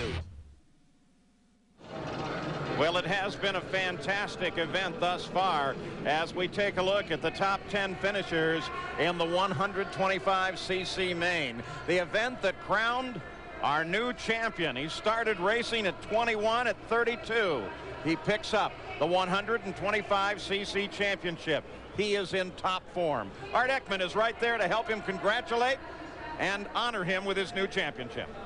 John, your third win of the year, your 7th career victory in 125s, but your very first championship ever, anywhere. Here's the #1 plate for AMA. Congratulations. I always see all my friends, you know, Doug and Kevin and all these guys. They all got these things hanging in their house, and man, I was just trying, wishing, hoping so bad I could get one someday, and I'm so happy right now. I can't even explain. It feels so good. Your wife, Trish, did not see the 250 victory in Charlotte. She's with you now, though. What about the bonus? You didn't know about how much money you were going to make on the 250 win, but I have a feeling you know what the contract's all about in 125.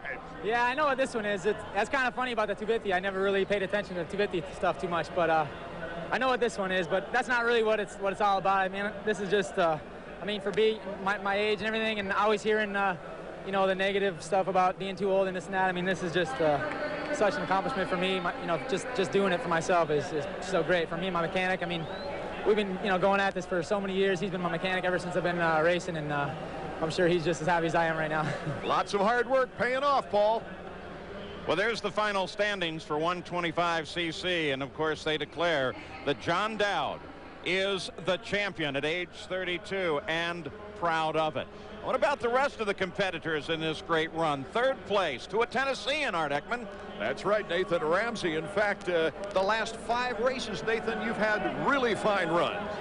Yeah, you know, the first of the year, I kind of had a bad start, kind of got a little anxious and excited, and you know, the whole time my Kawasaki's been going good. Pro Circuit puts it together good, and it's been up to me, you know, and I kind of fell apart, and I tried to ease back a little bit and, you know, put in some good finishes, and I really wanted to win this one, but those guys were just fast tonight. You know, I want to give it up for John Dowd winning the championship. I congratulate him. He works hard and he deserves it. So. Nathan Ramsey, next year, you got a lot to look forward to.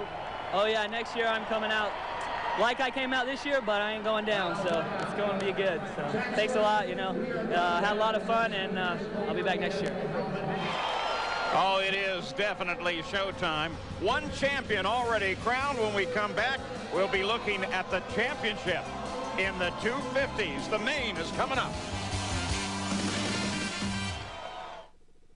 It's what most men can only dream about. Powerful engines, rumbling exhausts, miles of chrome, and over 175 channels. Right now during Honda Dream Days, buy a Shadow or Magna. Get a satellite dish and 6 months of DirecTV. Or choose 7.9 APR with no down payment. So why dream when you can ride? Honda Dream Days ends May 31st. You'll even get a commemorative pin for showing up. This simple-looking device is the key to unlock your body's hidden potential. Introducing the Bowflex Power Pro. Bowflex uses patented power rod resistance to give you an incredibly smooth, natural feel for over 60 different health club quality exercises. It's time to get the body you want with no money down and payments as low as $33 a month. Call right now for your free video and brochure. Discover the body you've always wanted with the Bowflex Power Pro.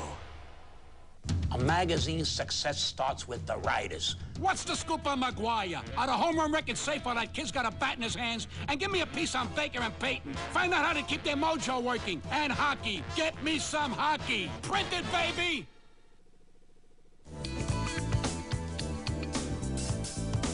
While the spotlight is on the victorious rider, there stands in the background the guy who spends hours working on the machine and almost as importantly lives and dies emotionally with the rider. He is the rider's best friend in many ways. He is his mechanic.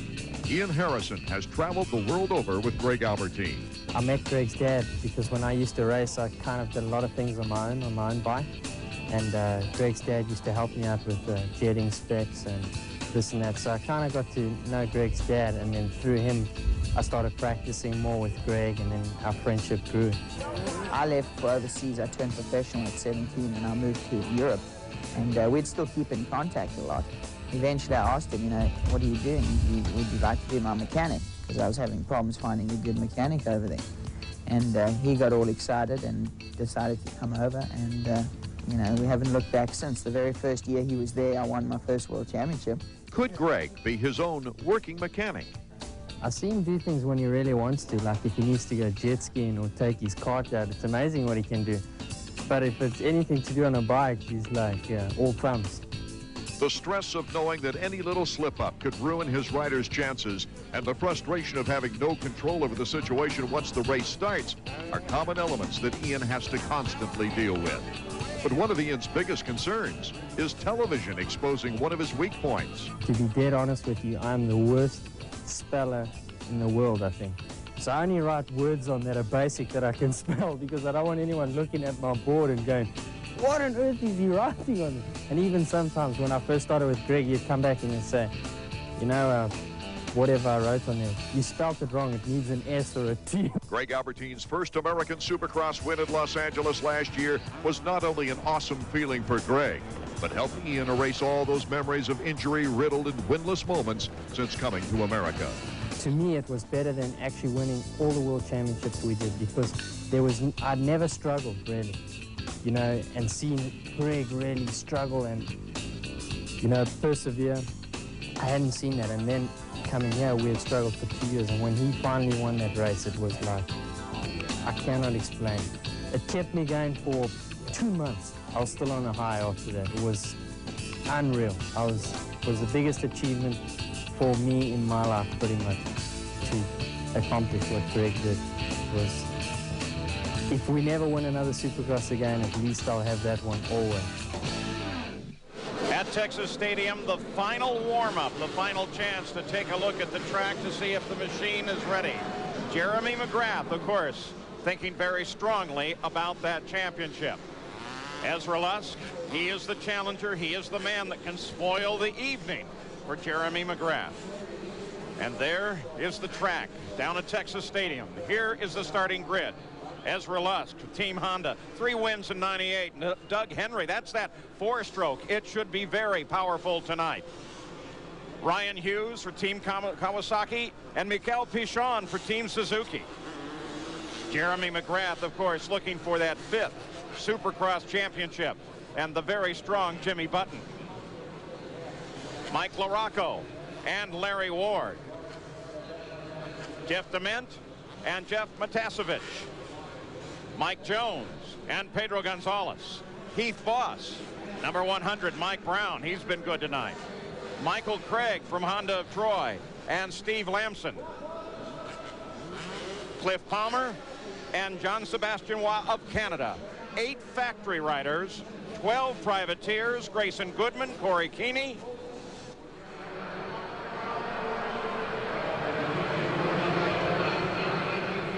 There he is the championship ready to be his, an unprecedented 5th time. David Bailey, there has to be so much going through Jeremy McGrath's mind right now. He's been there before, though, and he's done it 4 times. This should seem like old hat, but you still get nervous. Heck, I'm nervous for him up here. You can see he's taking extra time to line that bike up perfect in the rut because the start is so crucial here. Ezra Lush there on the Honda. Number 3, he's the man that can make a difference in this championship. And that's the only reason he's here. He's riding in pain. His separated shoulder hasn't had time to fully heal. He's numbed it up. Told me that every time he goes through that whoop section, it's killing him, but he wants to do anything he can to put the pressure on McGrath. You never know what can happen. And last week was certainly a surprise. So was Pontiac when McGrath went down, got no points. So keep out there, make him have to get the points he needs to win the championship. If Lusk wasn't here at all, it'd be easy for Jeremy. Jimmy Button's mechanic held up for just a second there as they moved down toward the start. We're waiting for that 30-second board. They hold that up well ahead of the riders after checking with each one to make sure he's started and ready to go. That starts the countdown. Then they turn the board sideways, and about 5 seconds later, the engines rev and the Furies are unleashed, and it's a very special time for that. The 30-second board goes up. Very special time because the crowd here anticipates a historic run, a battle for the championship that, if it goes right for Jeremy McGrath, means a 5th, unprecedented 5th championship. Final moment of consolation for Ezra Lusk, number 3. You're absolutely right. It is showtime. And the showman that everybody's expecting great things from is McGrath. But of course, there are 20 laps ahead. Ford is sideways. Focus now down on the gate.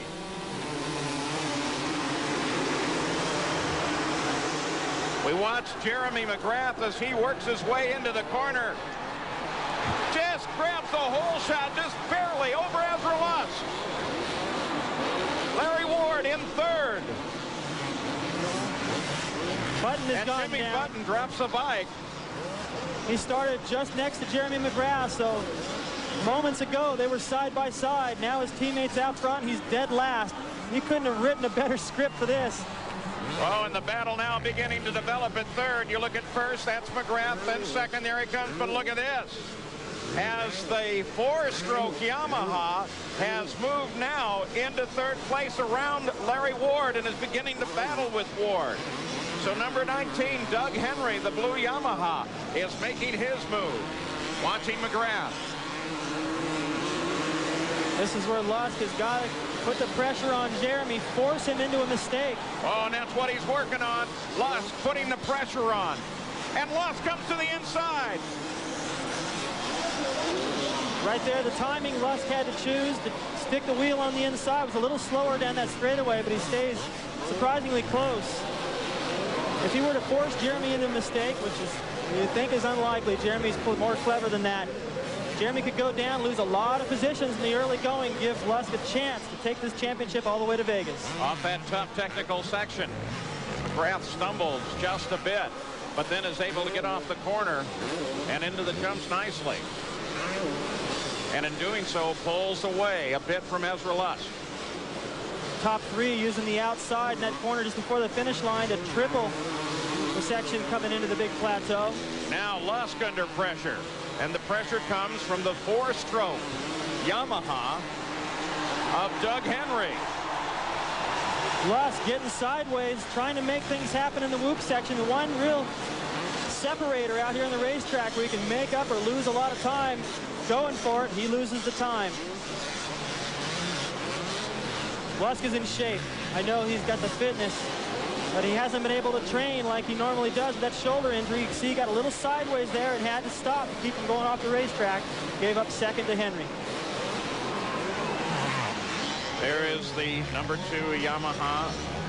Bright blue of Jeremy McGrath. Reaches down with his left hand in the jump. What was he doing? They have a huge adjuster on the clutch. These guys use the clutch so much out there, they start to develop play in the clutch. So when they reach out there for that fine-tuned adjustment to make the perfect power coming out of the corner, there's too much play. Reaches out there in the air, dials that in a little bit more. It's unbelievable to watch. While he's flying the bike, he's adjusting the clutch. Jeremy McGrath, and that's not unique to him. They all do it. Well, you know, you watch in car racing, they come in for the adjustments. These guys make them in the air, jumping 70 feet. And we've talked about the 4-stroke. Second place, the number 19, Doug Henry. He is catching the leader. You take a look there at the lead at this point.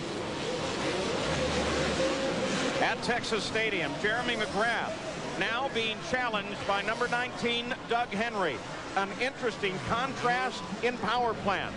McGrath, there you see him from high above the stadium. He's on a 2-stroke engine. Very narrow power range, but it reacts very quickly. While at the same time, the second place rider, that's Doug Henry, number 19, and there he comes, 4-stroke engine. Not as quick on a response, but a nice wide power band. And it's an advantage here and there. Doug says in places it's better, in other places it's worse. He's getting a good run through the whoops right here on Jeremy. He said because of that more wide power band, it's tougher to find exactly the right place. His timing is a little off here and there because he's got so much more power to work with. Sometimes he finds himself over jumping things, which fouls up his timing down the rest of the straightaway. So in the fight for the championship, Jeremy McGrath is leading, and his only contender sits back in third place. We'll be back.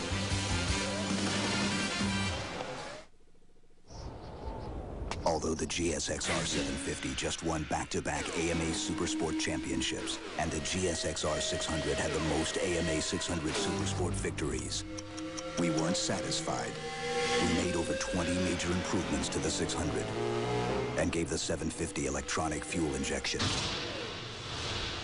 Now even its shadow can't keep up.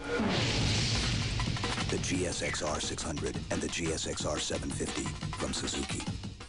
Hi, Bob Vila here with an exciting new hand tool from Sears. The Craftsman Pocket Socket Adjustable Box End Wrench. With a one-hand adjustment, you can lock onto nuts and bolts of almost any size, from 5/16 to 3/4 of an inch, or 8 to 18 millimeters. The closed box end clamps tight. Heat-treated steel construction makes it durable. And because it's a Craftsman hand tool, made in America, it's guaranteed forever.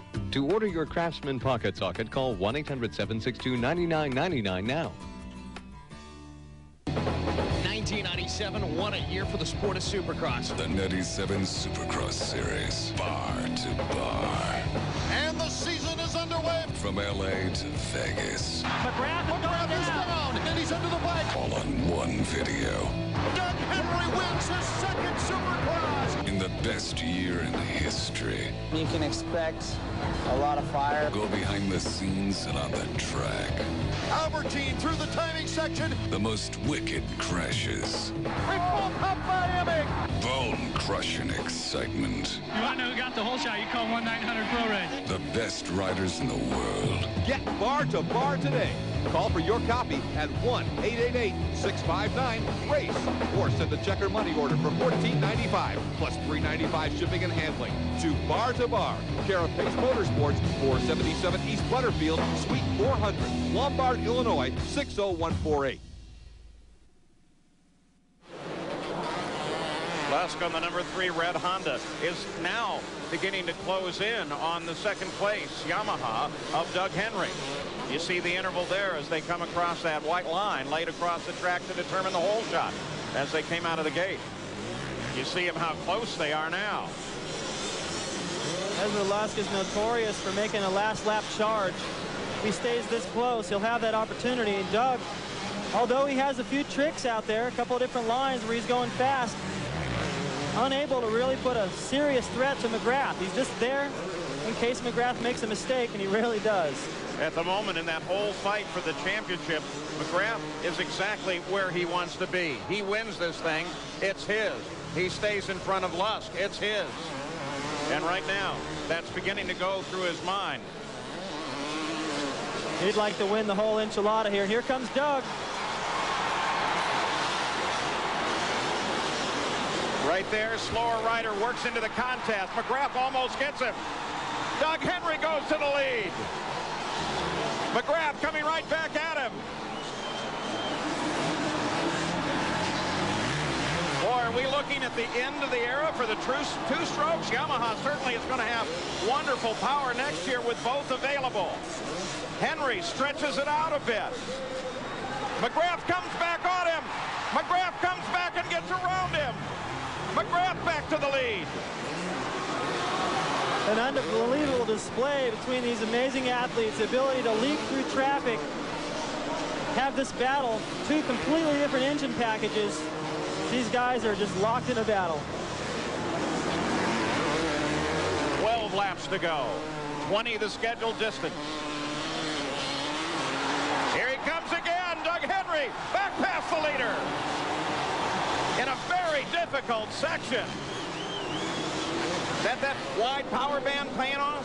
Well, he hooks up better in the slippery surfaces. In that whoop section, each face of all those moguls, most people would probably understand a little bit better because they're about 2.5, 3 feet high. They're slippery.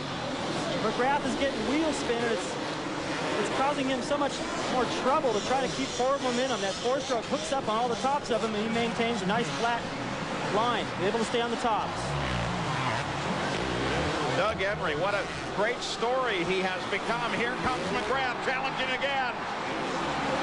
Henry left just a little racing room to the inside, but McGrath couldn't take advantage of it.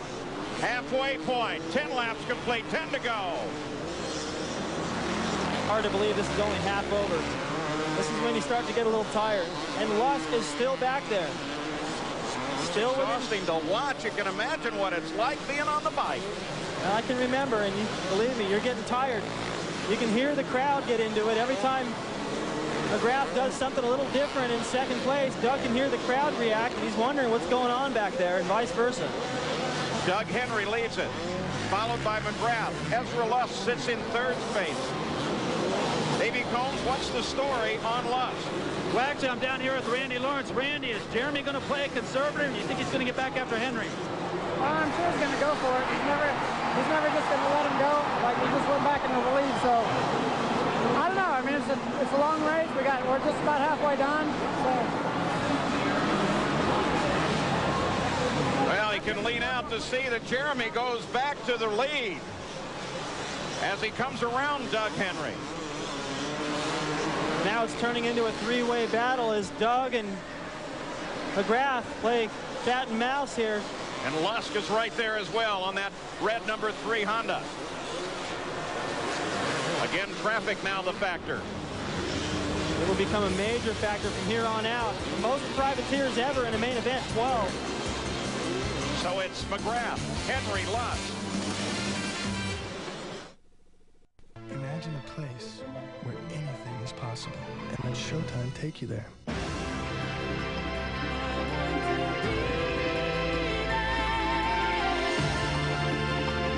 Sometimes the best place to be is somewhere else.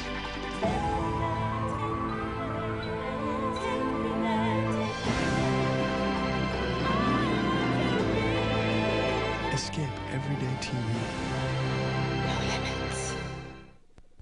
If you own a European-made automobile, trust it to the specialists at the European Service Center. Over the last 13 years, they've earned an outstanding reputation as knowledgeable, honest technicians for European-made autos. Today's automobiles are increasingly sophisticated, and the European Service Center specializes in repairing those autos made by Jaguar, Mercedes-Benz, BMW, Saab, Volvo, Porsche, and Audi. If you need someone who knows European autos, then you need to bring your car to the European Service Center for personal quality service. The goal isn't just to score. The goal is to move grown men to tears. and a score. Act now and watch over 100 Major League Soccer matches you can't see anywhere else, and see some of the world's best players as they head toward the World Cup in France. Don't miss a beat of the heart-pounding, heart-breaking action. To order MLS ESPN Shootout on pay-per-view, call your cable company or DirecTV at 1-800-GET-SPORTS. At Texas Stadium now, Jeremy McGrath back in the lead, but he is constantly haunted now not only by Doug Henry, who has led several times, but Ezra Lusk is closing in as well. And look at Lusk. Lusk makes the move down to the inside and moves into second place. Henry comes right back. I'm amazed by Lusk and what he's able to do. I'm amazed by all of these guys. For Doug to be riding that well on this track, the most technical track in the last 4 or 5 rounds on that 4-stroke.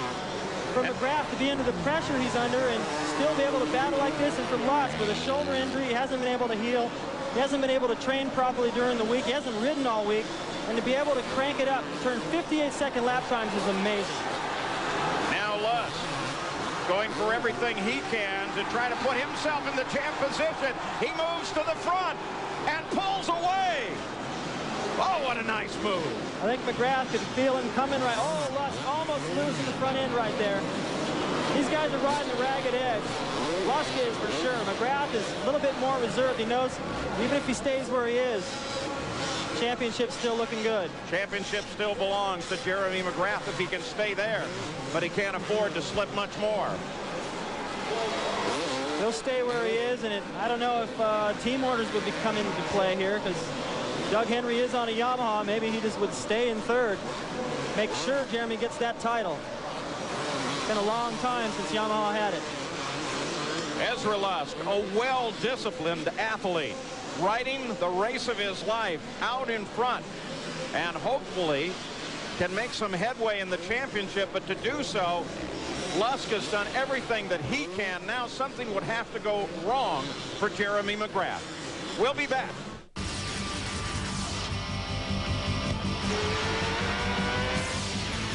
AMA Supercross is being brought to you by Motorcycle Mechanics Institute. Quality training for the motorcycle industry. A crowd of two-wheeled enthusiasts gathers at the Honda factory in Marysville, Ohio. Today, we are proud to introduce to you the Honda Shadow Aero. The bike's a real hit with the crowd. The Aero sports the latest in streamlined design with an exhaust pipe right out of the pages of science fiction. Here's Miss Aero showing off the bike's dazzling colors. The Honda Aero is available today, and what's the verdict in Marysville? There you have it, and it's full speed ahead for the bike of tomorrow.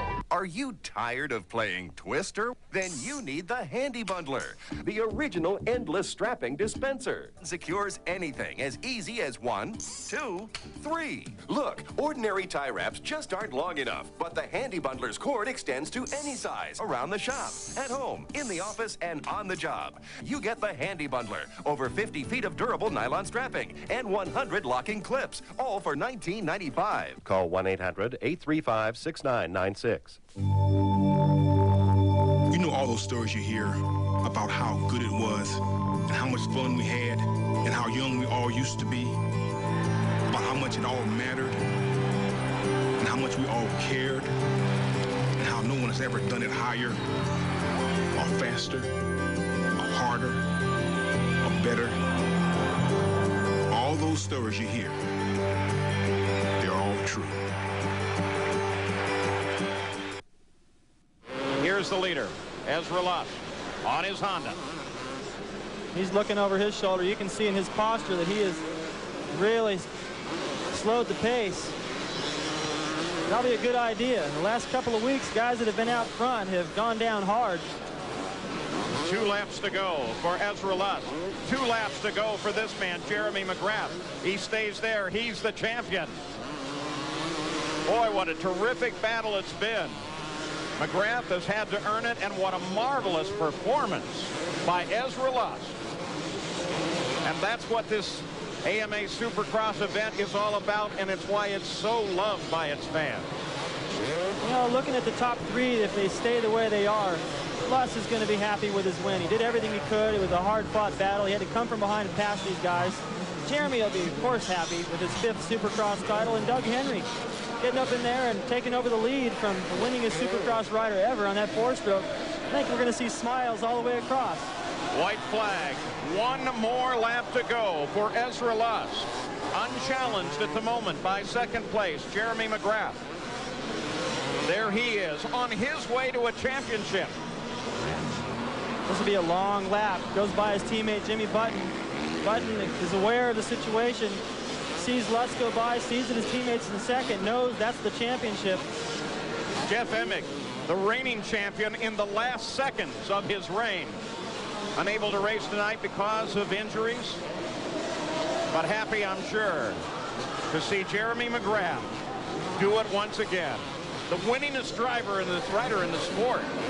And now he already begins to salute the thousands of fans that are here to see him take the championship.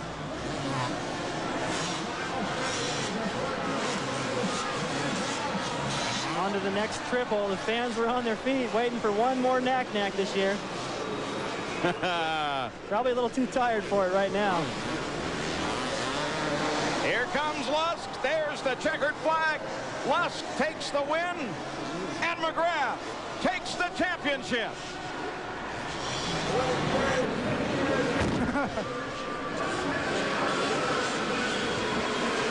Jeremy McGrath on his Yamaha takes the championship, salutes the crowd, reaches out to his teammate Jimmy Button alongside, and there comes Ezra Lusk, the winner. Lusk has all the respect in the world for Jeremy McGrath. Goes up, one of the first ones to get to him, say good job. He said before that if he couldn't win the title, he feels like Jeremy deserves it the most. Art Ekman, you've been watching with McGrath's mechanic. That's right, Randy Lawrence, and this guy has a right to feel proud of his buttons because, Randy, you're preparing that bike every week. What's your thought right now? I don't know. It's pretty much indescribable. I don't think it's sunk in yet. We knew all week it was going to be a tough race. Even though Ezra's a little injured, he's really doing what he needs to do out here the last couple weeks. We had a couple bad races, so we just put our focus into this week. We rode really well all week, and then just came here and tried not to talk about things too much and tried to be business as usual. And it was in the back of everyone's heads, and he did what he had to do tonight, and I'm proud of him. Paul, the championship mechanic, there's always one behind the champion. And there's the championship family. His dad, Jack, his sister, everybody's there. Larry Brooks, the team manager there with the headset. Larry used to race, and he's got to be proud to put together a team like this. Really a pleasure, I'm sure, for him to work with somebody like Jeremy McGrath, who through all these titles has really remained an unspoiled kid. I guess I could call him a kid. I was doing this 10 years ago. And there it is. He already declares his championship with the #1 hat. Jeremy McGrath is the AMA Supercross champion for 1998. We'll be back to talk with him. Take everything you ever knew about cruiser motorcycles, everything you ever learned from your older brother, your friends, biker movies, and throw it out. Because the Marauder is a cruiser like no other, one only a high-performance company could have built. The Suzuki Marauder. It's time to move on. Now until May 31st, move on to your Suzuki dealer and get $500 in free accessories and great financing on a Marauder. Hi, I'm Bob Vila, and this is Craftsman innovation at its best. Craftsman RoboGrip pliers are the world's first self-adjusting one-handed pliers. With just a simple squeeze of the spring-loaded handle, the jaws automatically adjust. The Craftsman RoboGrip works on faucets and hoses, or for auto repairs. It has hundreds of household uses. And because Craftsman RoboGrip pliers are from Sears, your satisfaction is guaranteed or your money back. Call the number on your screen right now to order your Craftsman RoboGrip. The surprising Senators came up short in Game 1 as Adam Oates and the Caps now take aim at a 2-game lead in the series. Senators Capitals, tonight at 7, only on ESPN2.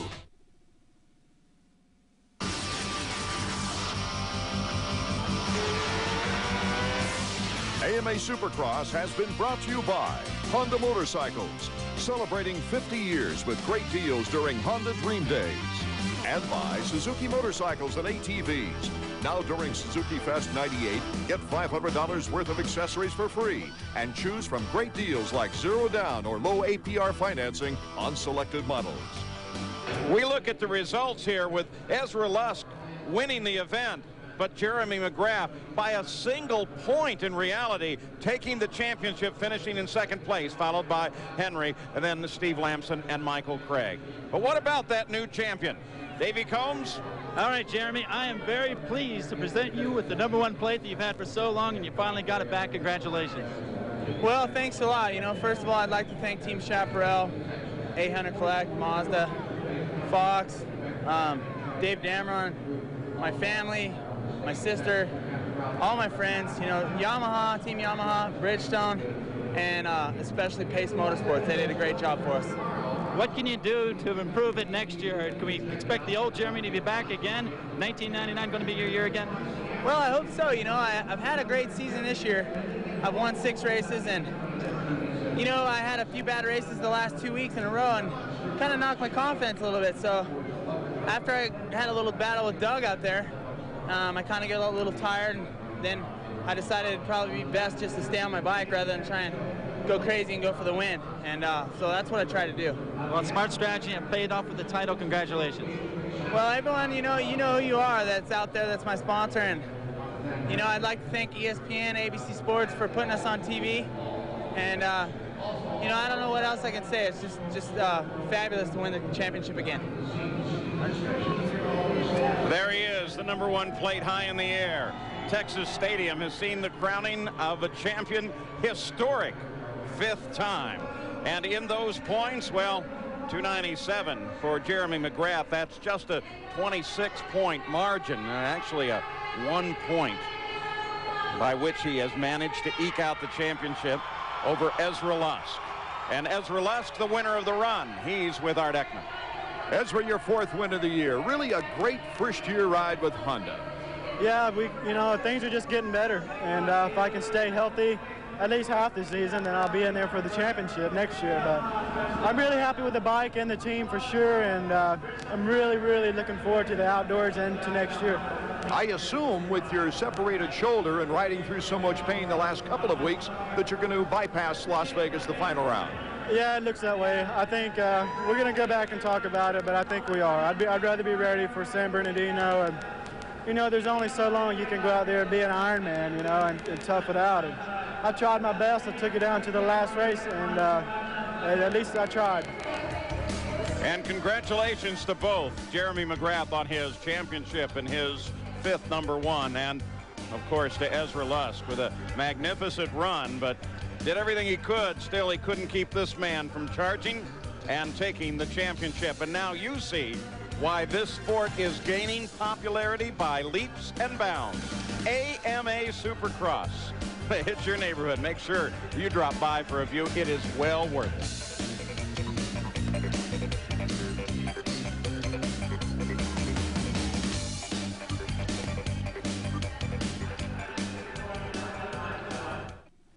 Tired of shopping at home? Then come on out to Memphis, where maybe there are some deals or even some steals on wheels. Today, Don Garlitz looks at 3 different ways to handle a '55 Chevrolet, while Ken Stout looks into the past and into the present with the Impala SS.